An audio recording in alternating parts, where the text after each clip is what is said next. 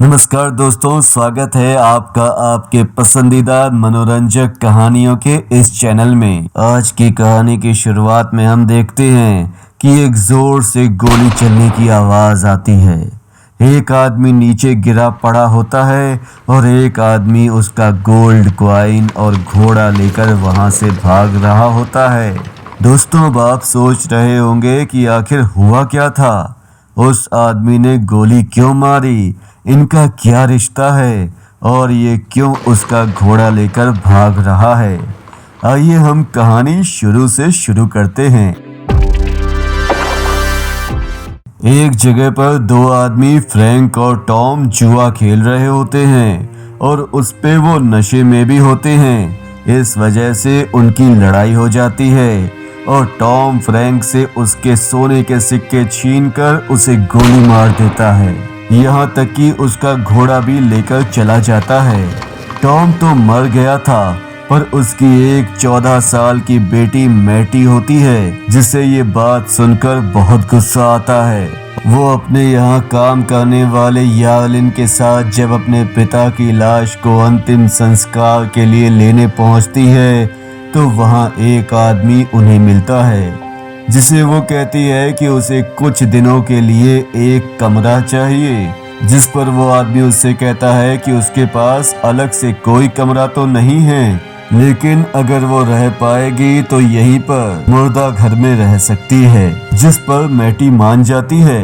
अब दोस्तों, आप ये सोच रहे होंगे कि 14 साल की बच्ची आखिर मुर्दा घर में क्यों रहने को तैयार हो गई, क्या उसे डर नहीं लगता? तो इसका जवाब है कि वो अपने पिता के कातिल टॉम को हर हाल में सजा दिलवाना चाहती है और उसके लिए वो उन लोगों को तलाश कर रही है जो उसका ये काम कर सकें। इसके लिए वो शेरिफ से मिलकर उसकी मदद मांगती है, पर टॉम तो लकी नेट पेपर नाम की एक खतरनाक गैंग में शामिल हो चुका था, जिसकी वजह से सिर्फ यूएस मार्शल ही उसे पकड़ सकती है। यूएस मार्शल के अलावा किसी और के लिए ये काम खतरे से खाली नहीं है, इसीलिए शेरिफ ये काम करने से मना कर देता है। यहाँ से निकलकर मैटी यूएस मार्शल को ढूंढने लगती है और वहां पहुंचकर मैटी देखती है कि उस पर तो 23 एनकाउंटर करने का केस चल रहा है। मैटी उससे मिलकर उसे पूरी बात बताती है, जिसे अनसुना करके यूएस मार्शल रॉस वहां से चला जाता है। मैटी पहले भी 2 बार उससे मदद मांगने के लिए उसके पास जा चुकी थी, पर रॉस नशे में धुत था और आज चौथी बार जब वो उससे मिलने जाती है तब वो उसकी बात सुनता है और कहता है कि वो काम करेगा, पर उसकी शर्त है कि वो $100 लेगा। जिस पर मैटी तैयार हो जाती है और कहती है कि वो भी उसके साथ चलेगी। और ये बात सुनकर रॉस फिर से उसे मना करता है, पर आखिरकार उसकी बात को मान ही लेता है, ताकि उसे बहला फुसला कर अगली सुबह चलने की बात का झांसा देकर वो वहां से अकेले निकल सके। रॉस गलत भी नहीं था, क्योंकि किसी गैंग के आदमी को मारने से सिर्फ उस आदमी से ही नहीं, पूरी गैंग से लड़ने की नौबत भी आ सकती है। ऐसे में वो मैटी की जान खतरे में नहीं डालना चाहता था, पर मैटी भी जिद्दी थी। वो भी रॉस के दिए लेटर और वापस जाने के टिकट्स देखने के बाद भी पीछे आ जाती है, और जब देखती है कि रॉस और लेबॉफ साथ हैं तो बहुत गुस्सा होती है। दरअसल ये वही आदमी होता है जो कुछ दिन पहले मैटी से मिलने मिस क्लाइड के घर गया होता है, क्योंकि उसे पता चला था कि मैटी और उसका दुश्मन एक ही है। पर लेबॉफ टेक्सास का एक रेंजर था जो टॉम को अपने सीनेटर को मार देने की वजह से टेक्सास ले जाकर सजा दिलवाना चाहता था, और मैटी तो खुद ही अपने हाथों से टॉम की जान लेना चाहती थी। इसीलिए वो दोनों को साथ देखकर रॉस को खुद से किया वादा याद दिलाकर लेबॉफ को वहां से जाने पर मजबूर कर देती है। मैटी और रॉस टॉम और मैट के गैंग को ढूंढते आगे निकलते हैं। तो उन्हें रास्ते में उसके पिता का सोने का सिक्का मिलता है और थोड़ी दूर जाने पर एक लाश पेड़ से लटकी हुई मिलती है और फिर थोड़ी और दूर जाने पर एक पीछा करता हुआ आदमी। कुल मिलाकर ये सफर उनके लिए एडवेंचर होता जा रहा था। उन्हें पास ही एक जगह के बारे में पता चलता है जहां नेट और उसके साथी आने वाले थे, इसीलिए वो अंदर जाने की तरकीब लगाते हैं और इस घर की चिमनी को बंद करके घर को धुएं से भर देते हैं ताकि लोग बाहर निकलें और उनसे बात करते नेट और टॉम के बारे में पता चल सके। और होता भी यही है। उन्हें नेट के लोगों के आने की खबर तो मिल जाती है, पर लेबॉफ के अब भी उनके पीछे आने की खबर नहीं होती है, जिससे अचानक नेट गैंग के लोगों में घिरा हुआ मार खाता देखकर रॉस उसे बचा तो लेता है, पर जब उससे पूछता है कि वो लोग तुम्हें क्यों मार रहे हैं, तो वो बताता है कि मैंने इनसे कहा था कि मैं एक रेंजर हूँ जिस पर इन्होंने मुझे मारना शुरू किया था, पर फिर मैंने कहा कि मैं किसी को नुकसान नहीं पहुंचाऊंगा, बस मुझे टॉम का पता बता दो। तो ये मुझे पकड़ के फिर से मेरी पिटाई कर रहे थे।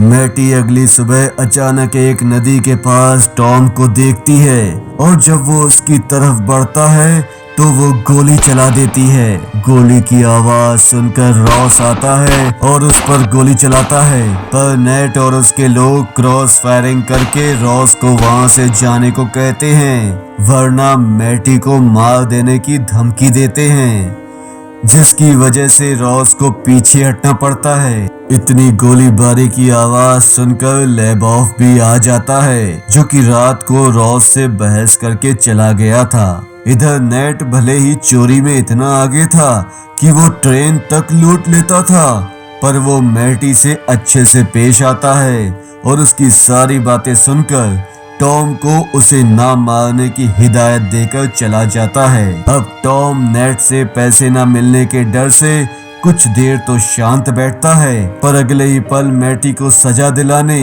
और उसकी जान लेने की बात से भड़ककर उसे मारने की कोशिश करता है। उधर नेट और उसके साथियों को रॉस सरेंडर करने को कहता है, पर जब वो नहीं मानते तो रॉस गोली चला देता है। वो बाकी लोगों को मार भी देता है, पर नेट को मारते वक्त घोड़े से गिर जाता है, जिसकी वजह से नेट उसे मारने वाला होता है, पर लेबॉफ इतनी दूर से निशाना लगाकर उसे मार देता है। इधर मैटी किसी भी हाल में वहां से निकलना चाहती थी, पर टॉम उसे जान से मार देना चाहता था, पर वो ऐसा करता उससे पहले लेबॉफ उसे बचा लेता है।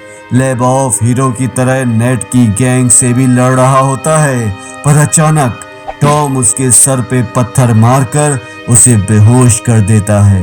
ये देख मैटी हिम्मत करके टॉम की बंदूक उठाकर उसे टॉम पे तानती है और गोली चला देती है, जिससे टॉम तो मर जाता है, पर बंदूक के वजन से मैटी पीछे फिसलकर गिर जाती है। वो खुद से ऊपर जाने की हालत में नहीं होती है। उस पे एक सांप उसे काट कर चला जाता है, जिससे अब वो होश में भी नहीं होती।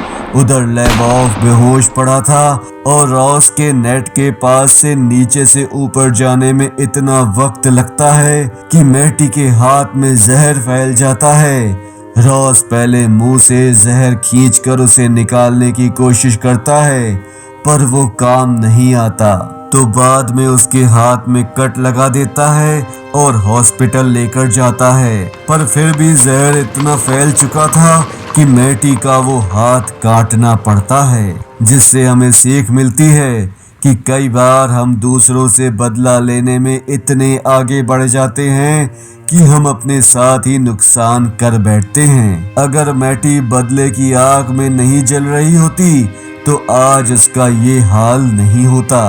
खैर, उस दिन की बात को अब 25 साल हो चले हैं और 25 सालों में उसे लेबॉफ की कोई खबर नहीं होती, पर वो यूएस मार्शल रॉस के कांटेक्ट में रहती है और उनके आमंत्रण पर एक शो के लिए जाती है, पर वहां जाकर उसे पता चलता है कि वो अब नहीं रहे। अब वो उनकी डेड बॉडी को अपने पिता की डेड बॉडी की तरह लेकर अपने घर आ जाती है, उन्हें अच्छे से दफनाती है और हमेशा वहां जाकर वक्त बिताती है। पर उसके चेहरे पर सुकून नहीं होता, वो खुश नहीं लगती। उसके मन में मलाल था कि अब उसके पास कोई नहीं है। और ये कहानी यहीं पर खत्म हो जाती है। आपको क्या लगता है दोस्तों, उसका बदला लेना और उसने जितनी हिम्मत दिखाई अपने पिता के कातिल को ढूंढकर खत्म करने में, वो सही था या गलत? हमें कमेंट बॉक्स में जरूर बताएं। हमारे चैनल अभी तक सब्सक्राइब ना किया हो तो अभी ही कर लीजिए। धन्यवाद।